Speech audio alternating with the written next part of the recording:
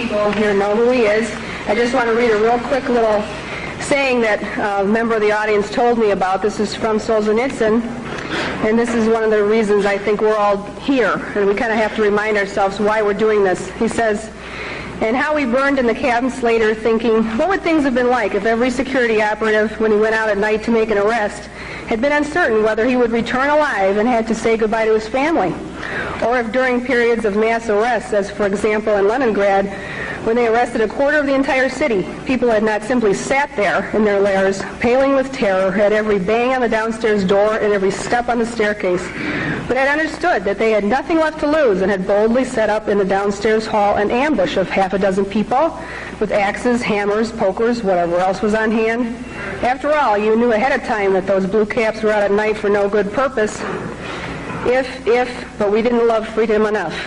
That's what makes this country great. It's not diversity, it's freedom. Bill Cooper.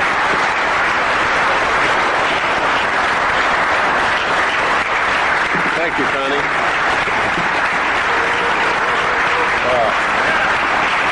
Thank you.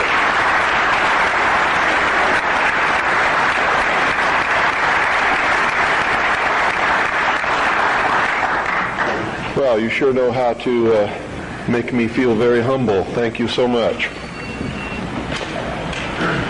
I think one of the biggest misconceptions in this country is what this country is all about, who founded it, for what purpose, and most specifically, what it is that we're all looking for. I'm going to try to clarify some of those, and in doing it, as always happens, someone's going to be angry with my definition of some of these things. I've traveled all over the country. I've talked to probably hundreds of thousands of people individually over a lot of years. I broadcast a radio show that brings me thousands of letters every week. I administer the world's largest and most successful civilian intelligence gathering operation in the world, which makes me privy to an awful lot of information that none of you will ever see. And there's so much of it, I can never present it in a form that you would be able to look at it and digest it. So that puts a pretty big burden on me and the people who work with me in the intelligence service and in the CAGI news service in order to digest this information, analyze it, and be able to present to you what we believe, and this is a subjective judgment, what you can digest and what you need to know at that particular time. And in doing this, digesting all this information, reading all of these letters from people of every kind of background that you can imagine, every race, every religion, every kind of agenda. Believe me, there's an awful lot of agendas going on in this country that are dangerous to Americans. Being promoted by people who claim to be Americans, who claim to be patriots, and who claim to be doing the best for this country, including those who want to destroy it and bring about a one-world totalitarian socialist government. They sincerely believe in their heart they're doing the right thing for humankind. You see, nobody gets up in the morning and sets out to do evil. Nobody consciously does that. I've never met any person in my entire life who said, I'm evil, I'm going to do evil things, I like to do evil things, I want to do evil things. They don't exist, in my knowledge. They may exist somewhere, people like Jeffrey Dahmer. And I believe that even Jeffrey Dahmer probably rationalized what he was doing in his own mind to make it right. Isn't that the way we all do things? Even if we do something wrong and we know we're doing something wrong, don't we attempt to rationalize it in our own mind and to our friends to justify what we're doing? So I believe it's a great fallacy to set out to brand those whom we disagree with as being evil people. The result of their actions we may perceive to be evil. We may perceive it to be bad. But I guarantee you those people don't see it that way.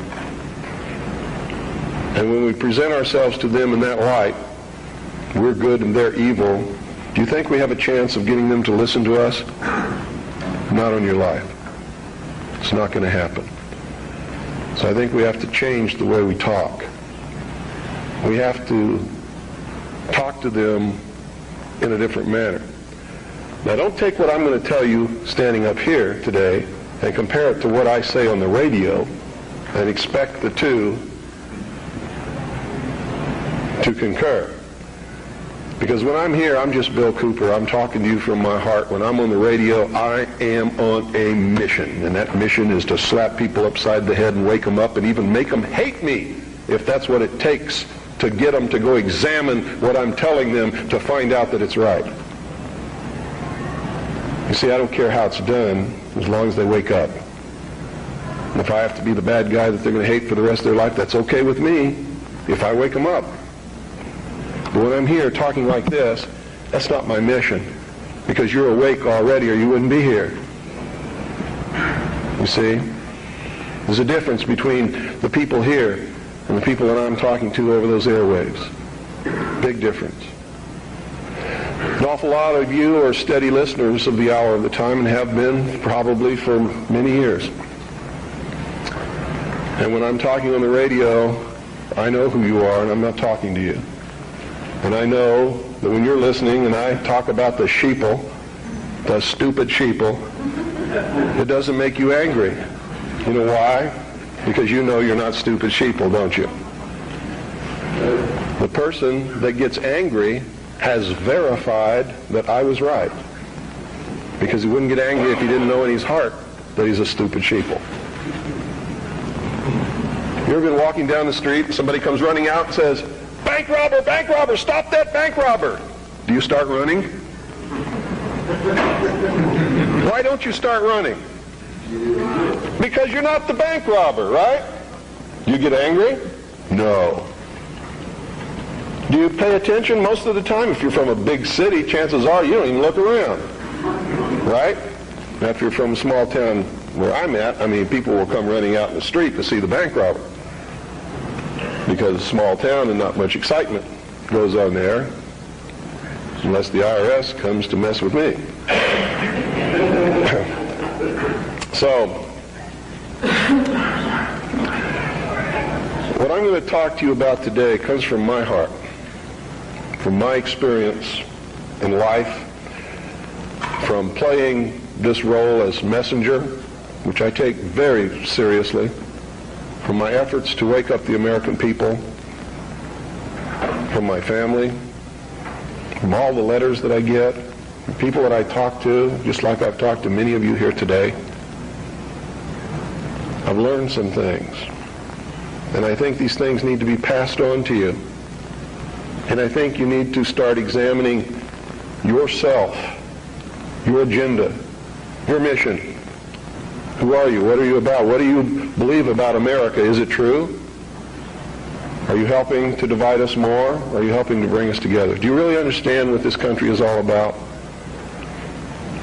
Now, I know this is going to make some of you angry. That's okay. I know that it's going to open some doors for some of you. I hope that it'll bring us all a little bit closer together. And I hope that everybody, once you've examined your own particular agenda, will try to make it fit better into what we should really be doing. And I'm going to start off way back in history, folks, because that's really where it began. The human race is young in the whole scope of the life of the earth. We're just a young species, really. Haven't been around for a long time compared to everything else that's in this world. And I'm not talking about biblical years, and I'm not talking about theory of evolution years. I'm talking about from the time when you can see that man emerged on the historical scale of this world and began to affect other species and the world that we live in, and himself,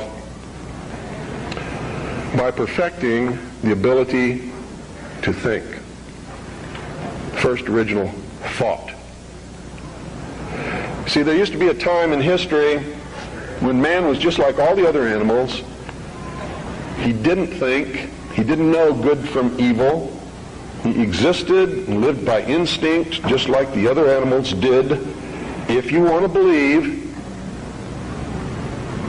the record that we can look back and see written in stone. Okay? If you want to believe that there were creatures that ultimately became this thinking man that you see standing up here in front of you and sitting out there amongst you, didn't have this ability. Now, if you doubt that, read Genesis in the Bible and you'll see that it's confirmed there. Wasn't there a time when Adam and Eve lived in the Garden of Eden? They were not to think. They did not know good from evil. They were just there to take care of the garden. Is that correct? So this concept and the biblical concept agree. Man just enjoyed what God had put there and sort of took care of the garden. Any dentist will tell you that our mouth was not made for eating meat. So ancient man most probably ate vegetables and nuts and things like that, roots. Doesn't mean that I'm telling you to become a vegetarian, because I'm not. You see, I really believe in freedom. I believe you should eat whatever you feel like eating. That's your business. But that's known to people who study these things as the age of innocence. Something happened that brought man out of that state, and if you're talking from a biblical reference, out of the Garden of Eden and into the world. He wasn't innocent anymore. He understood that he was naked, that his partner was naked. He could think. He could look around. He knew when something was good and when it was bad, just as we all do here. When somebody comes up to me and says, well, how do we know which is the right way to go? I know that person is setting me up to justify his bad deeds, and I won't do it. You always know. We always know which is the right way and which is the bad way. The bad way sometimes feels better, so we may choose that way and justify it by rationalization in order to make ourselves feel better about the bad that we did. In the mystery schools, they refer to this mystical time of coming out of the age of innocence as the Luciferian philosophy. I've tried to illuminate you with this for years on my radio broadcast. In the Bible or in the church, they talk about the fall of man. Same thing. There's only one difference between the Luciferian philosophy and the fall of man, is that those who talk about the fall of man believe in God, whether or not they believe in a Savior. They believe in God. The ones who believe in the Luciferian philosophy do not. Now here's how that works.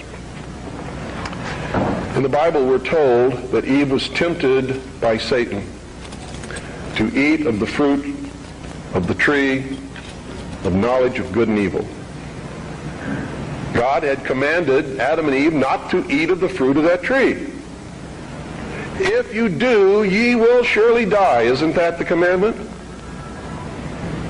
Lucifer, through his agent Satan, on the other hand, told Eve, God lied to you. He's holding back the fact that you too can become God. But first you have to eat of the fruit of this tree. And if you do, you will surely not die, but shall become as gods. Isn't that true? So, on the religious aspect, we see that as the fall of man because man disobeyed God. We see that as the subjugation of the woman beneath man, where she had originally been the partner. Now she is subjugated beneath man because she was the agent of man's downfall. Is that correct?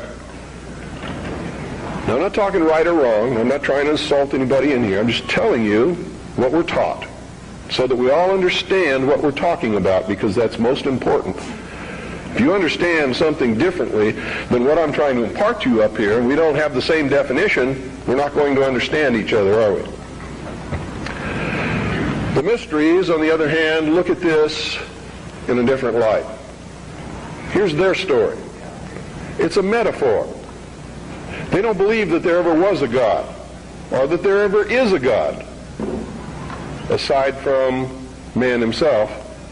And man has not reached that state yet, but can, this is what they teach in the lodges, that if you perfect yourself as the temple of the God within and become Christed, you've all heard this in the New Age movement, you too can become God. In her movie, running on the beach, spinning around, I am God. Go ask her early in the morning when she just wakes up and goes and sits in front of the mirror and looks at her aging face and tries to cover it up with makeup if she's God. She may tell you a different story about that time. Around noon, she might be feeling better and become God again. But this is the reality of the human condition. We'd all love to be gods, wouldn't we? My question to Shirley MacLaine at one time was, please, Shirley, could you make me a universe?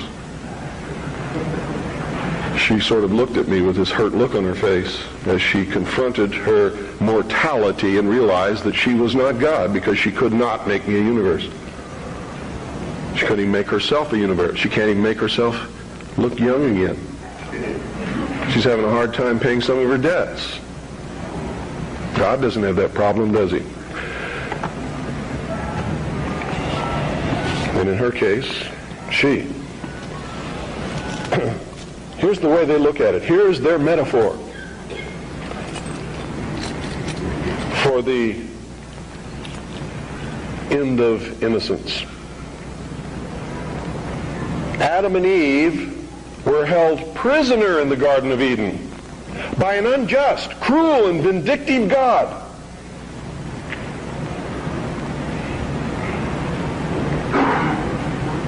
Until Lucifer, through his agent Satan, set man free from this garden by giving him the gift of intellect. Through the use of intellect, man will conquer the earth, will conquer nature, and will himself become God. It's taught in every Masonic temple in this land. Every secret brotherhood, every secret society, every mystical temple, every occult organization teaches the Luciferian philosophy.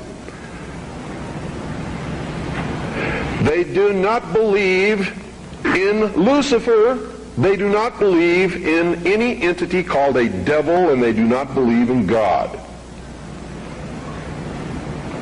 It is a mistake for you to assume that they do. They are atheists in the strictest sense of the word. They are humanists. That's their religion. At the highest level, their goal is to create a world in which the adepts, the 1,000 points of light, working behind the veil to create the culmination of the great plan, can realize the ultimate happiness for mankind. That's why they don't oppose pornography. That's why they don't oppose certain crimes. That's why they say you should not be put in jail for the rest of your life for murder or anything else. There should be no death penalty, because it was a learning experience. And having gone through that learning experience, you're a better person now. This is what they teach. They believe punishment for these crimes is nothing more than vengeful retribution, which is wrong in their eyes.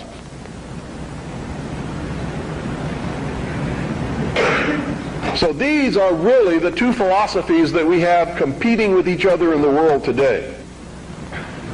Who brought man the gift of fire? Prometheus.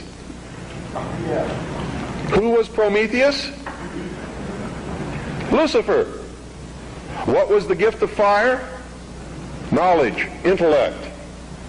Hasn't man created industry, culture, society, science from the use of one solitary thing? Fire. Without fire, none of it would have occurred. None of it. Nothing. There would be no society without fire. That's how it's represented in the ancient myths and in the mysteries. How art thou fallen from heaven, O Lucifer, son of the morning? What is it represented as? A bolt of lightning struck a tree. The tree burst into flames. Ancient man, if you watch the movie Quest for Fire, rushed up and grabbed one of the burning branches, and it burned his hand, and he let it go. He probably didn't go any farther than that the first time. Second time, he may have found a deer that had been roasted by the heat of the fire in the forest, and being hungry, maybe he partook of some of that meat and found that it tasted pretty good. Also, the fire was warm and didn't get cold at night. And this is where the whole battle between the forces of light and darkness comes from. Man sat up on a rock one night watching the sunset and said, "Boy, I'm in deep trouble now. I can't see in the dark. There's wild beasts out there. There's tigers with teeth 7 inches long that want me for dinner. What am I going to do?" He didn't know what to do.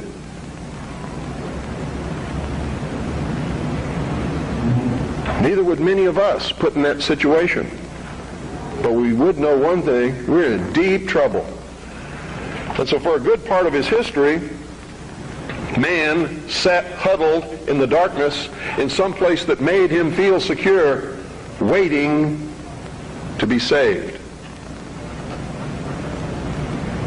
Now remember, folks, I'm not telling you what I believe. I'm telling you what is taught in the mysteries. I'm telling you what our enemies believe.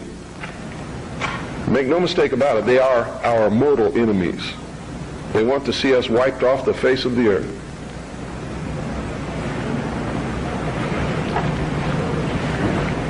Man huddled in this darkness, fearful, trembling, cold, hungry.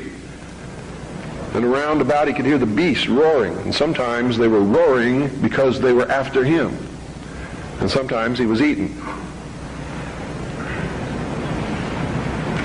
A man eventually saw another tree struck by lightning and grabbed that branch with that flame on it.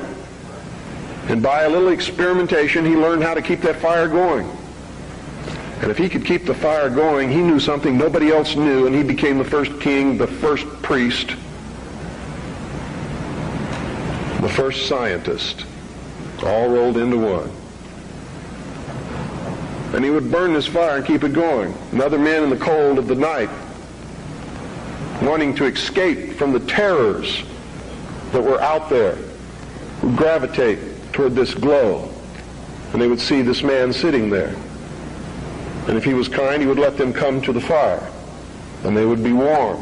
And they would be protected, because if the wild beast came, he'd pick up a branch and shove it in its face, and the beast would go away. And so the forces of light overcame the forces of darkness, and in the sunshine of the morning, the newly risen, resurrected child that had died the night before, their Savior, warmed them and saved them from the terrors of the Prince of Darkness. You have to study these things to understand your enemy.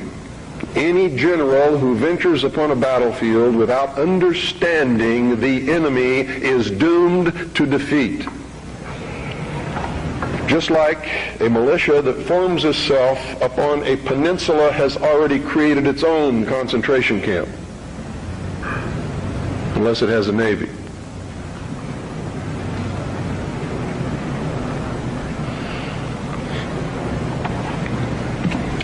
Damn good militia, I might add.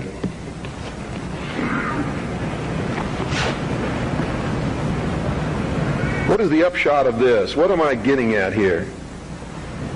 These people believe And they have conducted themselves according to their belief and their philosophy since the very dawn of man. These people learned how to control others through the use of a hidden knowledge. This ability to keep that fire going was a technology that nobody else knew. By observing the fire, by keeping it going, by creating ceremonies around this fire, they became a mystery to the others. A mystery always holds sway over those who don't understand it. And the priesthood was born. No king ever existed without the permission of the priesthood. And I don't care what religion you're talking about or what period of history you're talking about, it is the truth. The kings never had the power and don't to this day. Kings exist at the whim of the real power, which is the priesthood standing behind the throne. And when the king ceased to be of benefit to the priesthood, they would simply poison him or get rid of him in some other way. The king is dead, long live the king, and there would be another king appointed. There was even a time in history when the king was a sacrificial king, just like John F. Kennedy was in the Temple of the Sun known as Dealey Plaza. They would pick a young man at the height of his virility, appoint him king for 1 year. During that time, he could do or say or command whatever he wanted. The priesthood was always there to make sure he commanded the right things, have any woman that he wanted, and at the end of the year, he was ceremoniously sacrificed upon a rock, his heart ripped out, his body dismembered into 14 pieces and scattered over the land. And this is where the legend of the Osirian cycle began. It was to ensure the fertility of the crops of the next year. And young men would volunteer for this in their patriotic duty to their kingdom, to their family, so that they could have prosperous years. Much as our young men may volunteer to rush out over the water to a place called Kuwait or Iraq and die in the God-forsaken sands of a place that nobody can even find on a map and never heard of until it happened, all so that he can be called a patriot, someone his family can be proud of. It escapes me how they can ever arrive at these conclusions, but they do, and the priesthood always takes the most advantage of this willingness to sacrifice oneself upon the altar of his country. The problem with it is very seldom really for the country. It's for the advancement of the agenda of the priesthood, whoever the priests happen to be at the time. Am I attacking the church? You better believe it. All churches, all organized religions that have existed since the beginning of the time. Am I attacking the religion of individuals? Never, not on your life. He wasn't trying to create a big church. He knew what happened to those things. And you're all wrong about that man. When you say you shouldn't get angry, you shouldn't curse, you shouldn't do things that upset other people, because that's what Jesus spent his whole life doing. He threw the money changers out of the temple. Don't you think that made some people angry? Don't you think it was rude to walk up to somebody's place of business, smack them in the mouth, grab their table, and throw it out the door? What about the time he cursed the fig tree? You know, pious Christians sometimes make me very angry. They don't even know Christianity. They don't know the man they're following. He was a revolutionary. He was a dangerous man. And by God, so am I. And so should you be. This country was founded by dangerous men. Amen. And the moment the people in this country cease to be dangerous men, it's going to be the day we cease to have a country. Their whole goal with this philosophy is to teach all men and women that the only end of life is to seek the utmost pleasure and happiness that you can get out of it, because when you die, there's nothing else. That's what they teach. That's what they want you to be. They don't want laws against sexual promiscuity. That's why they don't want families. That's why they don't want marriage. That's why they encourage homosexuality. There's a method to their madness. There's really not much method to yours, because you're operating from a place of ignorance. And until you change that, you're going to be bumbling around, bumping into each other, saying and doing the wrong things, not understanding the nature of your enemy. And if you don't understand the nature of your enemy and the weapons they use, you cannot fight that enemy. You can't fight the battle. You shouldn't even be on the battlefield. That's why you're losing the war. And don't tell me you're not, because I'm in a place of great knowledge about who's winning and who's losing this war. And I can assure you, you're losing the war. Doesn't mean it can't be turned around. But it'll never be turned around until you learn what you need to know. You don't even recognize half the weapons that they use against you. And some of them seem so insignificant that you don't even try. They want to create a world where everybody is happy all the time, doing all of the things that, if you're from a good religious upbringing, is wrong to do. If you're not from a religious upbringing, but you have a good brain and you understand the purpose of morals and ethics, it's still the wrong thing to do. If you're a thinking person. And then the priests had an army. Oh boy, weren't they happy with that? Their whole purpose throughout history has been to teach a small number of people how to become adept at controlling everyone else and presenting their societies as desirable to the profane, so that you'll go knock on the door and say, hey, can I be a member, and be initiated, with the promise of learning some great secret. What is that secret? The secret is what I have just told you this morning. The secret is how to control everybody else. And you never understand how to control everybody else until you get to the top of this pyramid of initiation. Most people never make it past the third step. All above that are carefully chosen and nurtured and taught. And Americans for all these years have been looking around for the enemy. They've never been able to find an enemy. So those who control them were able to control them even better by giving them an enemy. That's what Stalin and Churchill and Roosevelt determined at Yalta. Who was going to be the enemy post-war? Turned out to be Stalin.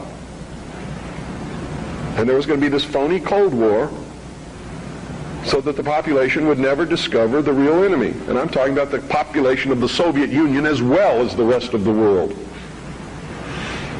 You see, the enemy has always been here. It's your uncle, your aunt, your father, your mother, your brother, your sister, your nephew, your nieces, who belong to the fraternal orders collectively known as the mysteries. The very highest degrees of which, combined together, make up a secret order known as the Illuminati. Their goal is to destroy all existing religions save theirs, all existing governments save theirs, and shackle the mob in a system of eternal oppressive debt chained to a computer for the rest of their life, and a propagandized world to make them believe that they are happy in this system. Now, do you think they're succeeding? Yes. Haven't I described to you just now exactly what is going on in the world today? Yes, they're succeeding. They're succeeding because the American people don't understand their enemy. They don't even know what's happening. People were extolling the virtues of Pat Buchanan and actually considering voting for that man for president, and he sent them all a postcard.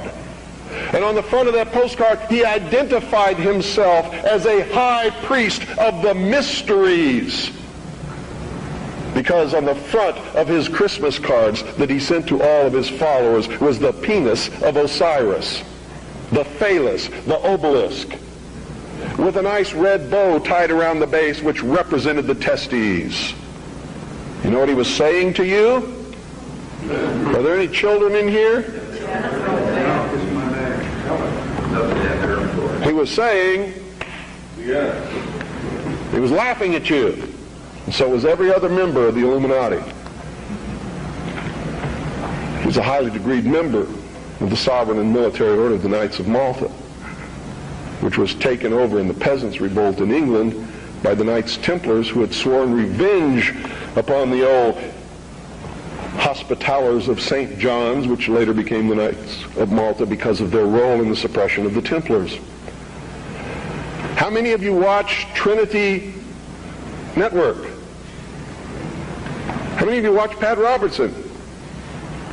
You ever seen the cross in the crown?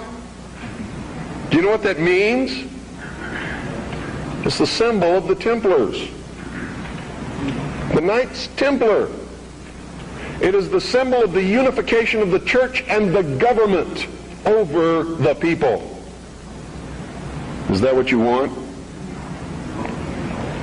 Every time any church gets control of government, the people suffer. It has always happened.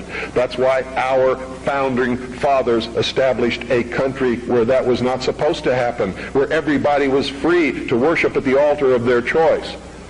And if you think they were all of one mind, you better think again. How many religions of the Protestant group do you think existed in this country when our founding fathers put together the Constitution? Over 1,500 different groups, all claiming they were right, teaching a different dogma, quoting Scripture to justify what they said, and everybody else was going to hell. So don't give me this Christian nation bullshit, because that's what it is. This nation reflected Christian values because the people who made up the government in the early days were Christian, but none of them agreed with each other, and they still don't today. They very seldom ever have. What do you mean by Christian? Seventh-day Adventist? Branch Davidian? Need to do some serious evaluating, some serious checking out of agendas. You really want to take over the government and make it a theocracy? Because I'm going to tell you exactly what's going to happen if you do that. You're going to burn people at the stake who disagree with you. And if that happens, I'm going to have to take up arms all over again. And so will many of you, because you're going to be persecuted. You see? Because whichever one controls the government, you're going to have to conform to that teaching, and if you don't believe in it, you're a heretic. Do you understand what I'm talking about? What is our common bond truly? Freedom. Freedom. Without freedom, you can't be a Christian no matter what denomination you belong to. You can't be a Buddhist. You can't own a donut shop. You can't drive from here to Oregon. You can't be an American, because that's what it's all about, and that's the only thing that it's all about. Nothing else. Nothing else. It's about freedom. Freedom. Only freedom.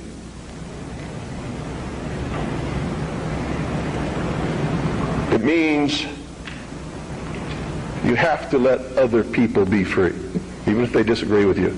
I had a tremendous admiration for the courage of those two communists who had the guts to walk up with their little communist sign and their communist flag. Two of them, young people, all alone, in that sea of America, militia, uniformed patriots. And I saw people who wanted to kill them.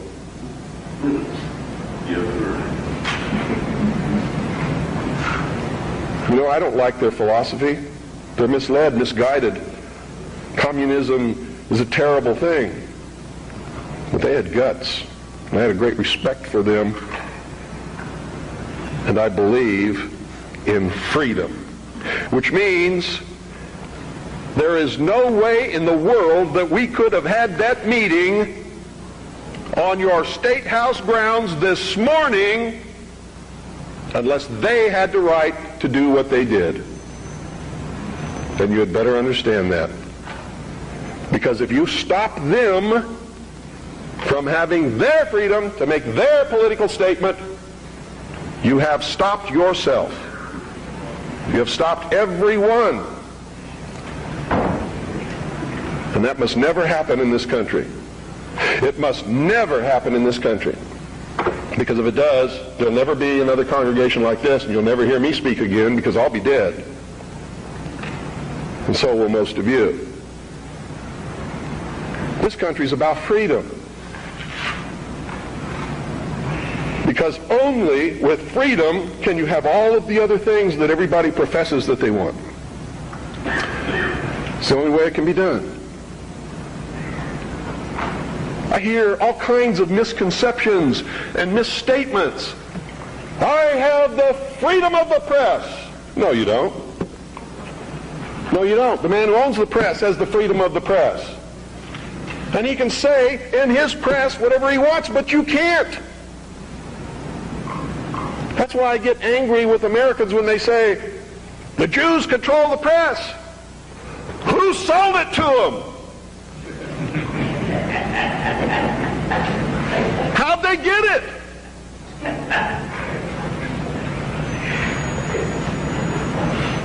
You want the press? Start a press. You want to be on the radio? Do it. But stop whining.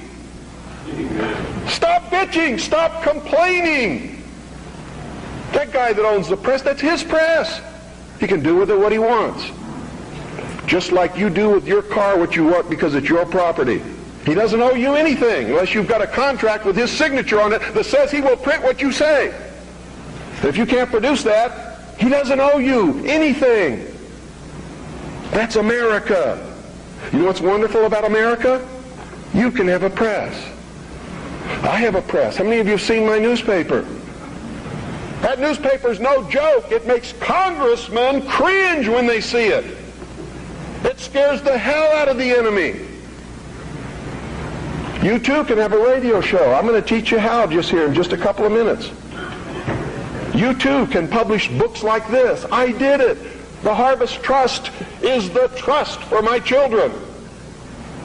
I'm not rich. I don't have anything. You know how I financed this book? I sold copies before it was printed to people who believed enough in me to buy them. I don't have any money. I have my family. And that's all the wealth I ever need. I don't make any money from my radio show. Veritas has operated in the red from the beginning. It probably always will. But I got something that you don't have. I have a free press. It's mine. And I get to say what I want. And I get to publish what I want and print what I want because it's mine. And I'm free. And it's my free press. That's why I don't care if somebody calls up my radio show and says they don't like what I say. Screw you. Get your own show.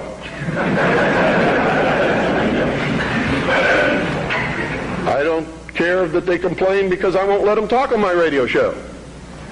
Screw you. Get your own radio show. This is mine. Belongs to me. I don't have any contract with you. I don't owe you anything. I was speaking in California one time. A lady stood up in the middle of the crowd and said, "You make me so angry. You're a terrible man. Why didn't you tell me this years ago?" She was lucky I was telling her then. I didn't owe her anything. But she blamed me because she didn't have the information that I was imparting to her on that day years ago. And I had it years before that. I didn't know how to do it. I would have. Oh, God, I would have. You don't really understand sometimes what a terrible burden it is to know some of the things that I know and try to wake people up and impart this knowledge to them and find out that they just have walls built in front of them. They want to be slaves. But we're making some chinks in those walls. You too can have a free press, and that's what it's going to take to get this country back without bloodshed. And I'm going to tell you right now, unless we can be successful in creating a real free press where the American people get different viewpoints other than those expressed in the establishment-controlled media, there's going to be a civil war in this country, and it's going to come soon. The only thing that can stop it is by waking up vast amounts of sleeping people. Sheeple is what they are. They are following the Judas goat right into the shearing pens, and from there they will go to the slaughter, and they will not know that anything is wrong until they smell the blood of the sheeple in front of them.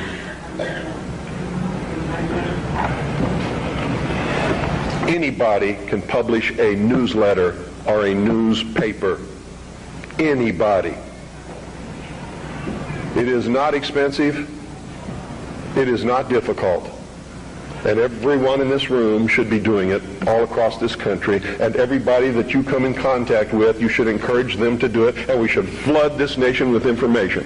Not rumor, not opinion, not bullshit. Documented fact. Everything you print must be documented.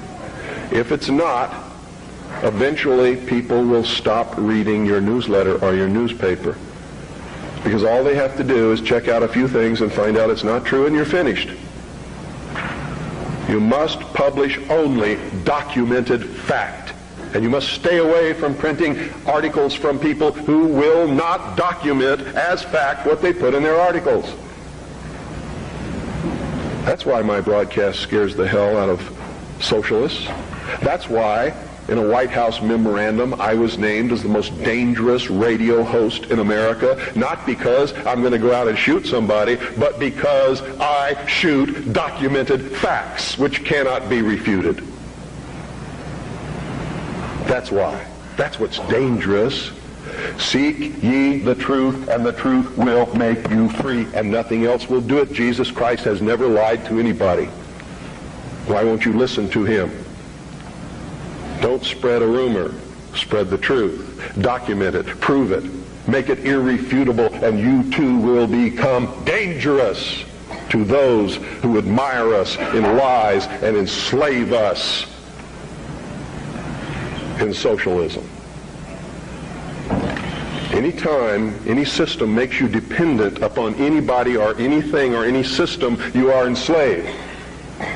Understand that. It doesn't have to be chains of iron. You don't have to be hanging up on a wall. You just have to be obligated. That's all it takes. You too can have your own radio station and broadcast anything that you want. You can broadcast your own shows. You can be your own host on that show. You can broadcast tapes of other shows. We encourage people to buy satellite receiving stations across this country, purchase a very simple FM, low-power transmitting kit, and set up their own FM radio station in their hometown. And we now have over 670 people across the nation. It's not expensive.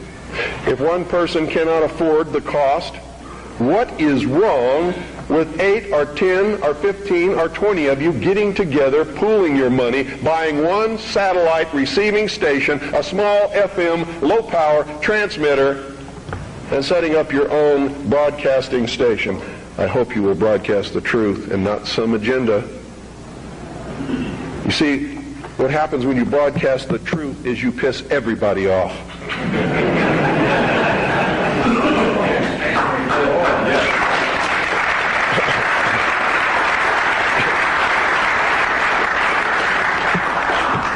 If you don't have my address, I want you to write it down. It's the Harvest Trust.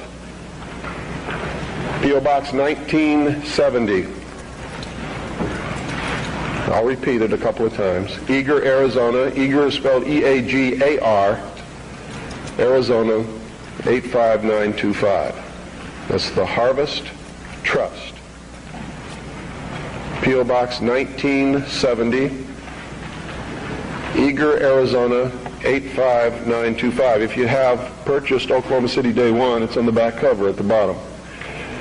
If you don't have a pen and you would like to have the address, you can go up to my wife's table upstairs on the second floor and get one of our flyers. The address will be on the flyer.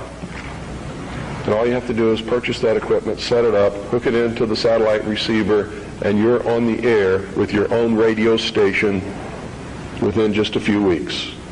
Broadcasting the Worldwide Freedom Radio Network are your own shows, are other networks that are up there that are Patriot Broadcasting, such as Amerinet and others. Understand this too. I'm not trying to tell you what the truth is, because sometimes the truth is extremely difficult to find. And sometimes we believe we're broadcasting the truth and it turns out we really aren't. But if we find out we aren't, we must be willing and instantly able to go on the air and say we were wrong and correct it. That's a responsibility that we all have to carry. It's embarrassing. I've had to do it several times because I'm a human being. I make mistakes too. The only difference being when I make a mistake, it's usually not forgivable. It's what happens when you become a public figure. Your wife can make a mistake, but Rush Limbaugh never! Right?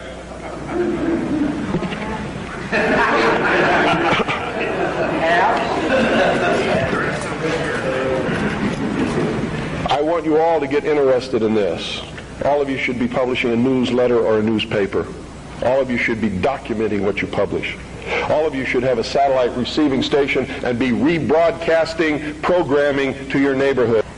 All you got to do is make sure that you're broadcasting on a frequency that's not interfering with any other broadcast. Which means you don't just check it at your house. You get in your car and you drive out 25 miles and all around, and you make sure that there's nobody else on that frequency before you use it, so you know you're safe. In my little town of Eagar, which is a very small town, between Springerville and Eagar is 2 miles. Another 2 miles either way, and you've covered everybody in the valley. And I'm up on a big mountain in the middle of this valley where the town surrounds the mountain, and I'm broadcasting 6 miles in every direction in my town. And it's militia country.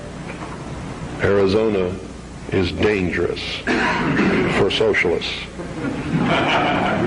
And when the war starts, heaven help whoever they send to fight in Arizona. Because it's still really kind of like the old West days in a lot of places. It's dangerous. Where I live, Ike Clanton made the sheriff angry one day. The sheriff rode 25 miles, grabbed Ike Clanton by his hair and drug him to jail. By his hair. Which brings me close to the end of my, I think it is. How much time do I have? 3 more hours.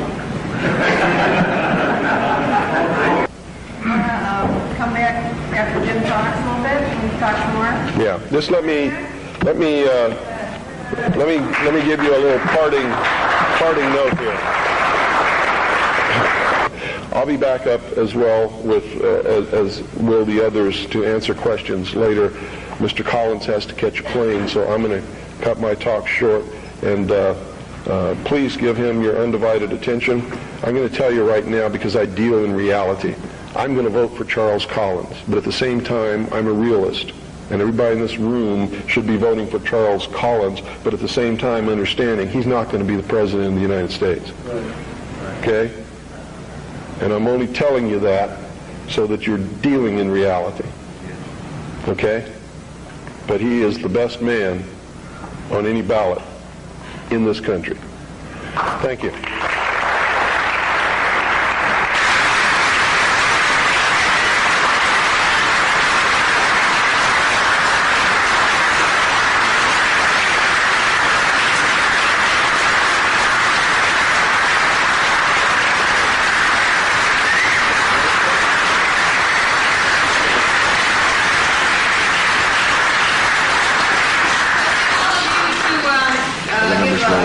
This is the man that designed the "No, You Aren't Blank" Sorensen.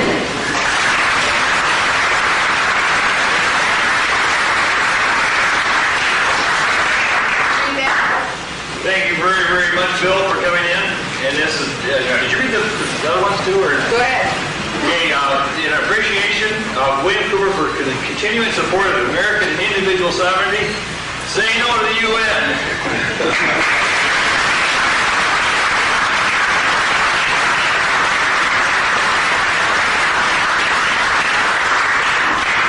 I had this crazy dream about some folks who love this country, who all began to dream the same dream.